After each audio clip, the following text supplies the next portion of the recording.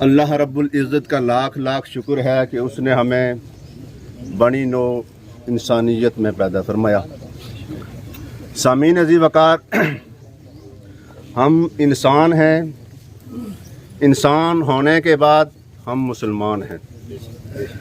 تو لفظ انسان جو ہے اس پر ہم غور کریں کہ جو انسان لفظ ہے یہ 5 حروف مل کر لفظ انسان بنتا ہے۔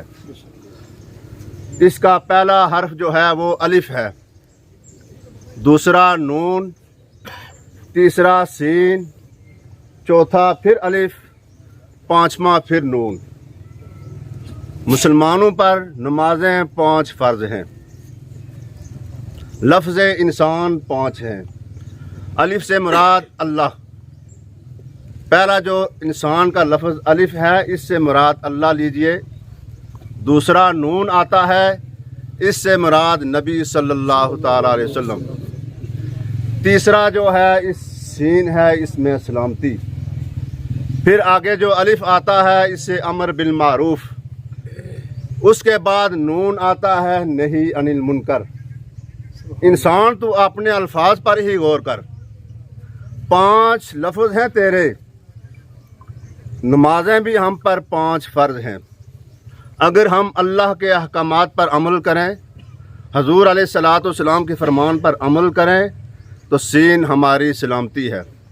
امر بالمعروف پر عمل کریں، نہی عن المنکر سے رک جائیں تو ہماری دنیا بھی سنور جائے گی، ہماری آخرت بھی بہتر ہو جائے گی۔ تو سامعین عزیز وقار، میں نے آپ کے سامنے قرآن مجید فرقان حمید سورہ ملک پارہ نمبر 29 کی تلاوت کی ہے۔ ارشاد ہوتا ہے، الذی خلق الموت والحیات لیبلوکم ایکم احسن عملا۔ وہی اللہ ہے جس نے پیدا کیا موت کو، وہی اللہ ہے جس نے پیدا کیا حیات کو، زندگی کو، لیبلوکم، تاکہ وہ ہم سب کو آزمائے۔ کس لحاظ سے وہ آزمانا چاہتا ہے؟ احسن عملا، ہمارے اعمال اگر احسن ہوئے، ہمارے اعمال اگر اچھے ہوئے، ہمارے اعمال اگر بہترین ہوئے تو ہماری قبر کی زندگی سیدھی ہو جائے گی، ہمیں جنت میسر آ جائے گی۔ موت اور حیات کا تسلسل قائم کرنے والا وہی اللہ ہے۔ اسی کے حکم سے ہر چیز مرز وجود میں آتی ہے اور اسی کے حکم سے نیست و نبود ہوتی ہے۔ دنیا کی کوئی بھی چیز نہ از خود موجود ہو سکتی ہے اور نہ از خود مخدوم ہو سکتی ہے، اور ساتھ ہی اللہ رب العزت نے اس کی حکمت بیان کر دی کہ ہے انسان، میں نے تمہیں سمیع و بصیر، فہم و تدبر کی جو صلاحیتیں عطا فرمائی ہیں۔ میں نے تمہیں سمیع و بصیر، فہم و تدبر کی جو صلاحیتیں عطا فرمائی ہیں، اس کے بعد میں نے تمہارا امتحان بھی لینا ہے کہ تم نے اپنی زندگی کو کس طرح بسر کیا۔ حضور علیہ الصلوۃ والسلام کی ایک حدیث پاک ہے، حضور نبی کریم رؤوف الرحیم صلی اللہ تعالیٰ علیہ وسلم نے اپنے صحابہ کرام کو بڑے احسن انداز سے نصیحت فرمائی۔ حضور علیہ الصلوۃ والسلام نے ارشاد فرمایا کہ اپنی جوانی کی حالت میں بڑھاپے کے لیے، اپنے فرصت کے لمحات میں مصرفیت کے لیے، اور جب تک زندگی کی شمع روشن ہے موت کے لیے ذخیرہ جمع کر لو، تو نہیں جانتا کہ کل تیرا کیا نام ہوگا۔ سامعین عزیز وقار، اگر ہم نے اپنی زندگی اللہ کے احکامات پر گزارتے ہوئے زندگی بسر کی تو ہم یقیناً کامیاب ہو جائیں گے۔ اگر ہم نے اپنی زندگی اس کے احکامات کے فرمان پر کے مطابق زندگی بسر نہ کی تو ہمارا یقیناً خسارے میں ہوں گے۔ سامعین عزیز وقار، والعصر، قسم ہے زمانے کی، ان الانسان لفی خسر، کہ بے شک انسان خسارے میں ہے، بے شک انسان گھاٹے میں ہے، بے شک انسان نقصان میں ہے، مگر وہ لوگ الا الذین آمنوا وعملوا الصالحات، مگر وہ لوگ جو ایمان لائے اور اپنے اعمال کو صالح کیا۔ जिन्होंने ईमान लाया, हकूकुल्लाह और हकूकुल इबाद अदा किए, नमाज पढ़ी, रोज़े रखे, अपनी ज़िंदगी को बड़े अच्छे तरीके के साथ अल्लाह के फरमान के मुताबिक अल्लाह के प्यारे महबूब हज़रत मोहम्मद मुस्तफ़ा सल्लल्लाहु ताला अलैहि वसल्लम के फरमान के मुताबिक ज़िंदगी की बसर की, तो उनके बारे में इरशाद रब्बानी होता है, इल्लल्लज़ीना आमनू व अमिलुस सालिहात, मगर वो लोग जो ईमान लाए और अपने अमाल को सारे किया, वतवासौ बिल हक़, हक़ पर अमल करते रहे। जब हक़ की बात आई तो वो डट गए, उस पर पहरा दिया, उस पर वो खड़े हो गए। इल्लल्लज़ीना आमनू व अमिलुस सालिहाति वतवासौ बिल हक़ वतवासौ बिस्सब्र। अगर कोई मुश्किल बन गई तो उस पर उन्होंने सब्र भी किया। तो समीन ज़ी वक़ार, हमें भी चाहिए कि हम जब कोई मुश्किल पैदा हो जाए तो सब्र करने की तौफीक अता फरमाए। दुआ है कि अल्लाह रब्बुल इज़्ज़त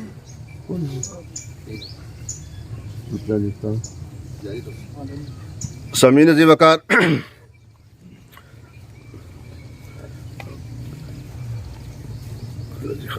अस्तग़फिरुल्लाह रब्बी मिन कुल्लि ज़ंबिन व अतूबु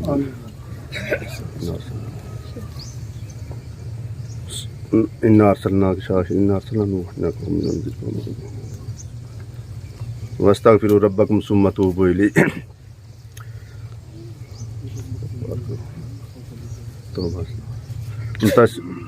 इन्ना अरसलना नूहन इला क़ौमिही अन अंज़िर क़ौमक मिन क़ब्लि अन यातियहुम अज़ाबुन अलीम क़ाल या क़ौमि इन्नी लकुम नज़ीरुम मुबीन अनिअ्बुदुल्लाह वत्तक़ू व अतीऊन। बस समीन ज़ी वक़ार,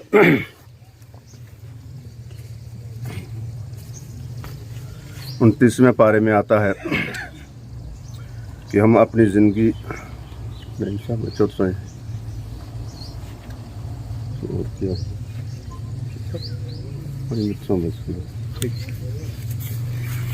नहमदुहु व नसल्ली अला रसूलिल करीम अम्मा बाद फ़अऊज़ु बिल्लाहि मिनश शैतानिर रजीम बिस्मिल्लाहिर रहमानिर रहीम।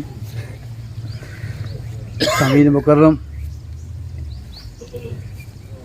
हर मौत हमें ये याद दिलाती है कि आप पर भी एक दिन मौत आनी है।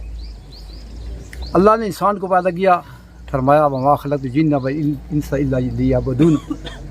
अल्लाह फरमाते हैं मैं इंसान को इसलिए पैदा किया और जिन्हीं को इसलिए पैदा किया को मेरी इबादत करें। और अल्लाह की इबादत का जो सबसे अहम ज़रिया है, अल्लाह फरमाते हैं कुरान में, अन्नसलाती ली ज़िक्री, अस्सलात ली ज़िक्री, नमाज कायम करो मेरी याद के लिए। नमाज इस्लाम का एक अहम रुकन है, जैसा कि आप साहब ने फरमाया। और नमाज एक वो रुकन है जिसके बारे में अल्लाह ताला ने कुरान पाक में तकरीबन 750 बार के लगभग फरमाया। और ये एक ऐसी इबादत है जो इंसान की पहचान है। आप यूरोप में चले जाएं, किसी भी मुल्क में चले जाएं, जब अजान होगी तो मुसलमान खड़ा होगा तो पता चलेगा ये मुसलमान है। नमाज के लिए निकलेगा तो पता चलेगा ये मुसलमान है। अल्लाह फरमाते हैं कि नमाज बेहयाइयों और बुराइयों से बचाती है। ये ऐसी इबादत है जिसके बारे में रमज़ान के रोज़े के बारे में अल्लाह फरमाया कि मेरे लिए है तो मैं इसकी सज़ा दूँगा, सोम ली बना आजी भी। लेकिन नमाज के बारे में फरमाया कि नमाज आपको बेहयाइयों और बुराइयों से बचाती है। नमाज एक ऐसा अमल है जिससे इंसान की पहचान हो जाती है। नमाज के लिए जितने भी अंबिया किराम आए उन तमाम ने अल्लाह की तौहीद बयान की और नमाज की तरबियत दी। नमाज के लिए उन लोगों को बुलाया और लोगों को बताया कि नमाज वो चीज़ है जो इंसान की पहचान है। नमाज वो चीज़ है जिससे इंसान अपने अखलाक को बुलंद कर सकता है, अपने आप को पाक कर सकता है। जब इंसान नमाज पढ़ता है तो वो अपने आप को पाक कर सकता है। पाक होकर वुज़ू करके पाक साफ़ होकर अल्लाह के हजूर इंसान खड़ा हो जाता है। और नमाज में जब सजदा आता है तो इंसान सजदे में जाता है तो ये एक आजिज़ी की इंतहा है। आजिज़ी की इंतहा है कि अल्लाह ताला उस चीज़ को बहुत पसंद करते हैं। अल्लाह ताला आजिज़ी को बहुत पसंद करते हैं और इंसान की आजिज़ी सबसे ज़्यादा इसमें है कि वो नमाज़ पढ़े। और नमाज के बारे में जितने भी औलिया किराम, अम्बिया किराम, जितने उन्होंने नमाज की ज़्यादा तरबियत दी है। उस वक़्त तक कोई आदमी अल्लाह के करीब नहीं हो सकता, कोई वली नहीं हो सकता, कोई अल्लाह के कुर्ब हासिल नहीं कर सकता जब तक कि वो नमाज ना पढ़े। नमाज इंसान को बुलंदियों तक ले जाती है, नमाज इंसान की पहचान है। अल्लाह ताला कुरान में फरमाते हैं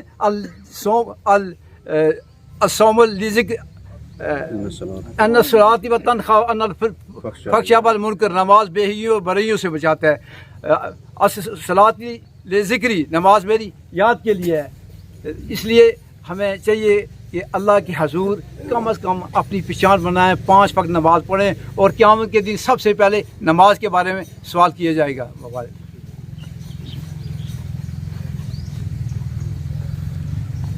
औज़ु बिल्लाहि मिनश्शैतानिर्रजीम, बिस्मिल्लाहिर्रहमानिर्रहीम, व बिल वालिदैनि इहसाना, इन्नल्लाह व मलाइकतहु युसल्लूना अलन नबी, या अय्युहल्लज़ीना आमनू सल्लु अलैहि व सल्लिमू तस्लीमा। कोई ज़ुबान खामोश ना रहे। अस्सलातु वस्सलामु अलैका या सय्यदी या रसूलल्लाह व अला आलिका व अस्हाबिका व सल्लम अलैका या हबीबल्लाह। वस्सलातु वस्सलामु अलैका या सय्यदी या रसूलल्लाह व अला आलिका व अस्हाबिका व सल्लम अलैका या खातमन नबिय्यीन। अहबाब गिरामी कदर, आज हम यहाँ पर हमारे मोहतरम भाई राजा गुलसराज साहब, अब की वालदा माहिदा मरहूमा मक़बूरा की नमाज जनाजा पढ़ने के लिए हाज़िर हुए हैं। अल्लाह रब्बुल इज़्ज़त की बारगाह में ये दुआ है कि बारे इलाह हम सब का नमाज जनाजा अदा करना, यहाँ पर आना अपनी बारगाह में मकबूल और मंजूर फरमाए। जहाँ उसका सवाब रब ताला हमारे नामे अमाल में दर्ज फरमाएगा, वहाँ पर वह सवाब रब ताला दुआ है कि मरहुमा के नामा अमाल में दर्ज फरमा कर उनकी आने वाली मनाज़िल में आसानियाँ बता।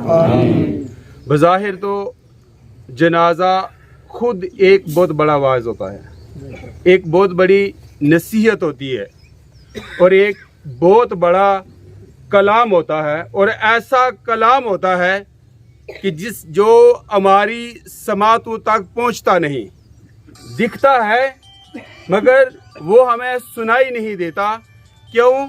कि वो जाने वाली शख्सियत, जाने वाला मर्द, औरत, बच्चा, बूढ़ा, ये हमें एक पैगाम दे के जा रहा होता है, और वो पैगाम ये है कि मौत से किसे रुस्तगारी है, आज मेरी तो कल तुम्हारी बारी है। वो ज़बान हाल से खामोश जो पैगाम है वो देकर हमें जा रहा होता है।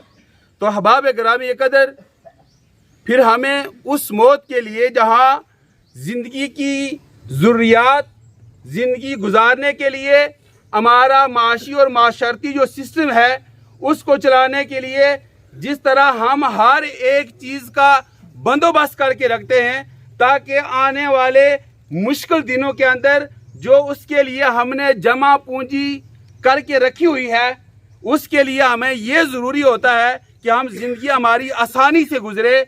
जहाँ पर इस चीज़ का हम बहुत ज़्यादा ख्याल रखते हैं, वहाँ पर हमें इस चीज़ का भी बहुत ज़्यादा ख्याल रखना चाहिए कि सबसे मुश्किल जो घड़ी है, जो सबसे मुश्किल मकाम है, वो हमारी कब्र का हमारे लिए मकाम है। हम उसके लिए कितनी तैयारी करते हैं, हम उसके लिए कितनी तंगो-दो करते हैं, हम उसके लिए कितना सोचते हैं। मेरे भाई की वालदा दुनिया से जा रही हैं, तो एक हदीस पाक आपके गोश गुजार करूंगा, और शायद इससे कबल आपने उसको समात ना फरमाया हो। मेरे करीम आका सल्लल्लाहु अलैहि वसल्लम ने फरमाया कि एक शख्स जो है वो रात का वक्त होता है, वालिदैन उसके बूढ़े होते हैं, रात के वक्त वो कुछ लम्हे अपनी जिंदगी से निकाल कर अपने बूढ़े माँ बाप के पास जाकर बैठ जाता है। कोई जोक सुना के, कोई लतीफ़ा सुनाकर, कोई ऐसी दिल बहलाने वाली बात सुनाकर वह अपने वालिदैन को हंसाता है। बज़ाहिर तो ये अमल हमें बड़ा अजीब सा मालूम होता है, मगर जब मैं इसका सवाब आपको बताऊंगा तो आपको इस बात का अंदाजा होगा कि ये कितना बड़ा अमल है।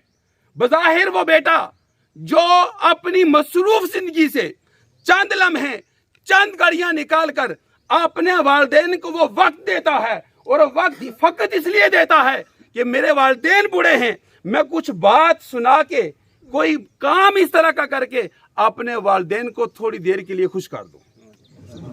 اب یہ اتنی سی بات ہے، وہ کوئی ایسا کوئی بات کام کر لیتا ہے، ایسا کوئی لطیفہ یا جو کوئی بھی بات سنا دیتا ہے کہ والدین کچھ لمحوں کے لیے اپنی اس تنہائی کو بھول جاتے ہیں، اپنے غم کو بھول جاتے ہیں، اپنے دکھ کو بھول جاتے ہیں۔ اب جب اس بیٹے نے، اس اولاد نے اپنے والدین کو اس بات پہ خوش کیا، میرے آقا صلی اللہ علیہ وسلم نے فرمایا، غور سے سن لیں، فرمایا یہ اس کا عمل تلوار لے کے جہاد کرنے سے، کافروں سے جہاد کرنے سے بھی زیادہ افضل ہے۔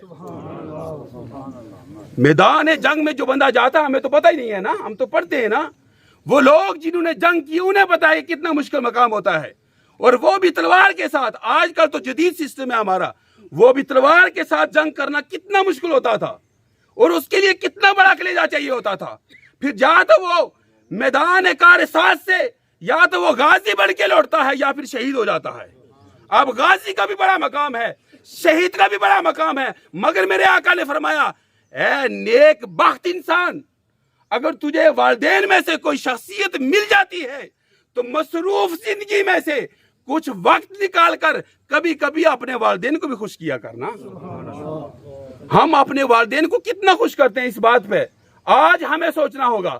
آج جب ہمارے والدین بڑھاپے کی عمر کو پہنچ جاتے ہیں، وہ چرپائی کے ساتھ لگ جاتے ہیں، ان کا اوڑھنا بچھونا وہی چرپائی اور وہی ان کا کمرہ، ہم کتنی دیر تک ان کے پاس بیٹھ کر اپنے حالات زندگی جو ہے ان سے بیان کرتے ہیں، یا ہم انہیں کتنا خوش کرتے ہیں۔ تو دوستان محترم، والدین بہت بڑی نعمت ہے۔ ہم میں سے جن کے والدین دنیا سے چلے گئے ہیں، رب تعالیٰ کی بارگاہ میں یہ دعا ہے کہ انہیں جنت میں اعلیٰ اور عرفہ مقام عطا فرمائے، اور جن کے حیات ہیں اللہ رب العزت کی بارگاہ میں دعا ہے کہ قیامت کی صبح تک رب تعالیٰ ان کا سایہ ہمارے سروں پر تا دیر قائم دائم رکھے۔ واخر دعوانا ان الحمدللہ رب العالمین۔